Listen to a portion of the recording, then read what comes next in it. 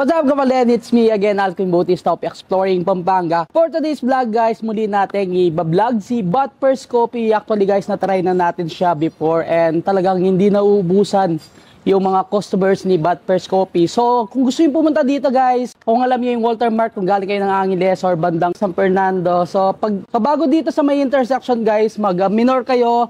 And then, pwede kayo mag-U-turn doon, pabalik dito sa may Robinson, Easy Mart. So, nandito siya kay Jomaper Building, Barangay Dolores, City of San Fernando, Pampanga. At malapit dito kay St. Dominic Village. Open pala sila dito, guys, ng 7 a.m. until 12 midnight. Kaya masarap magtambay dito and talagang binabalik-balikan yung mga coffee at mga ibang products ni But First Coffee Dolores branch. Yung branch nila dito sa may Dolores, guys, meron siyang indoor dining and meron siyang alfresco dining. And kagandahan dito, napaka-spacious ng parking area. And kapag napupuno nga daw itong But First Coffee Dolores branch, yung iba nagdadala ng mga camping chair at sa may gilid ng sasakyan, doon na sila nagpo-pwesto.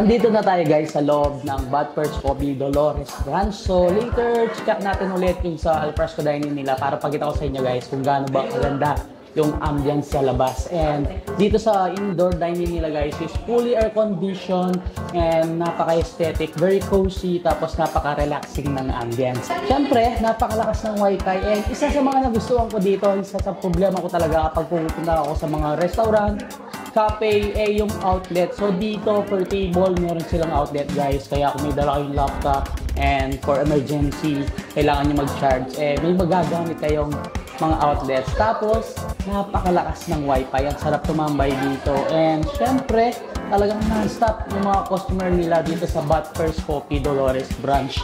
Even naman yung mga na-vlog natin before na But First Coffee, talagang non-stop din yung mga customers nila. So ito na, lahat ng mga sinerve sa atin. Syempre meron tayong mga house specials dito na hindi natin makikita sa mga ibang branch ni But First Coffee. So yun, excited na, guys, tikman lahat ng mga products ni But First Coffee. Syempre meron tayong dito, yung choco caramel cake, carrot cake, itong kanilang Charlie Chan, choco decadent, and of course yung kanilang bestseller na Bake Mac. Tapos meron silang cookies. Sa mga drinks nila, we have the sponge latte, caramel macchiato, yung kanilang strawberry peach shade, syempre yung pinagmamalaki nilang peach asam tea, and of course meron tayong matcha strawberry na naka-jar. So 50 ml siya. Tapos sa kanilang Vietnamese coffee, guys, isa din sa pinakamabili dito sa But First Coffee, yung kanilang 1 liter na Vietnamese ice cold coffee. Syempre kung merong ice, meron tayong hot Vietnamese coffee. Ang dami na nating na-feature na mga kape, guys. Kapag uminom talaga ako ng Vietnamese coffee, hindi tayo pinapatulog. And guys, first natin titikman itong kanilang carrot cake. So isa sa mga pinagmamalaki ni But First Coffee Dolores branch. Yun. Masarap i-partner, guys, dito sa kanilang carrot cake, itong kanilang sponge latte. So tikman muna natin.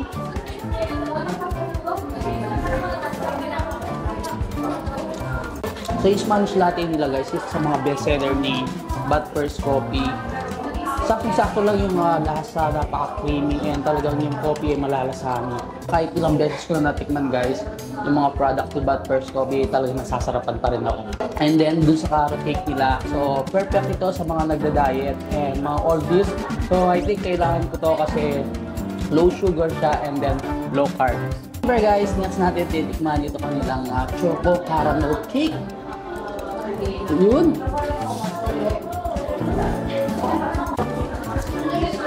Wow, super moist, yung sakto-sakto lang yung pagka-sweetness ng mismong chocolate niya. So masarap siyang i-partner, guys, sa pina-add natin yung nilang caramel macchiato. So every time na pumupunta ako sa mga coffee guys, always caramel macchiato talaga yung order natin.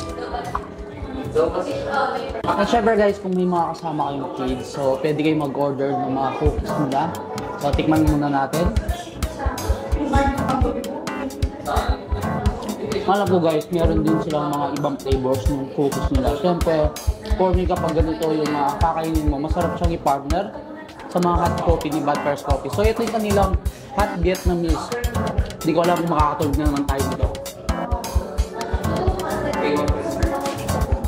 So ito guys, kanino pa siya gustong tikman kasi napaka-cheesy niya sa top niya. Ito yung kanilang bestseller na Bake Mac. Ooh. Itong Bake Mac guys ni Bad Pears Coffee Dolores Branch. So house special. Dito mo lang siya makikita. For sure guys, kung may mga kasama yung kids magugustuhan nila itong Bake Mac. And of course, masarap partner dito yung kanilang strawberry pizza day. So mga refreshment drinks. Hey guys, titikman na natin isa sa mga house special ni Bad Pears Coffee Dolores Branch na hindi nyo makikita sa ibang branch.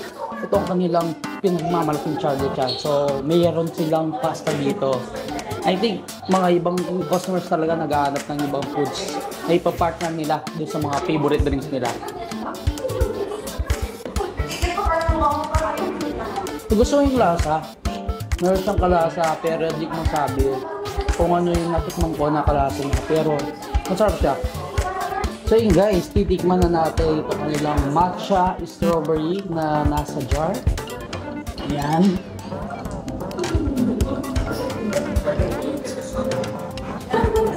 Oh. So sa mga matcha lover guys, may babalikan na kayo dito sa Bad Pears Coffee. So yun guys, titikman natin yung kanilang 1 liter na Vietnamese coffee. So sabi nga kanina, itong coffee to yung hindi nagpapatulog sa atin. And perfect to guys, kung nasa bahay kayo and work from home, and then meron kayong need tapusin, so kailangan nyo to kanilang 1 liter Vietnamese coffee. Wow!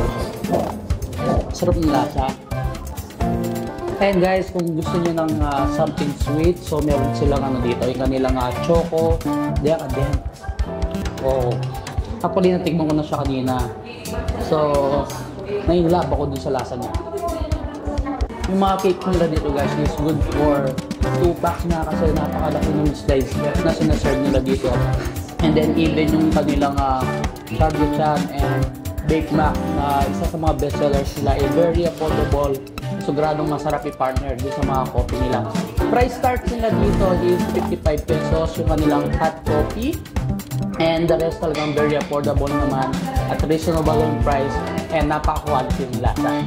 Kaya guys, no, kitang-kita nyo naman sa likod natin kung gaano ba kaganda yung ambience dito sa alfresco dining nila kapag ganitong oras na.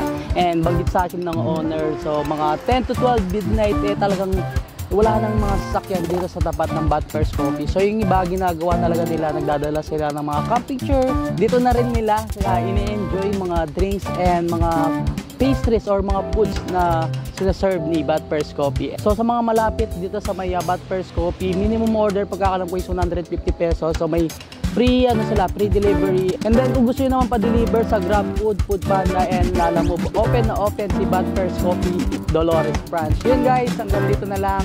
Don't forget to subscribe, like, comment, and click the notification bell para updated kayo sa lahat ng videos ko. And of course, huwag nyo kalimutan i-share ang video to para malaman din ng mga ibang Fernandinos at ibang kabalyan natin dyan. Ito si Bad Pears Coffee Dolores Branch. So, i-wish nyo lang and then i-Google Map, madali lang naman siyang hanapin. So, sa Walter Mart, nasa 4 minutes away lang. Sa intersection guys, nasa 5 minutes away lang itong si Bad Pears Coffee Dolores Branch. So, until our next vlog, peace out!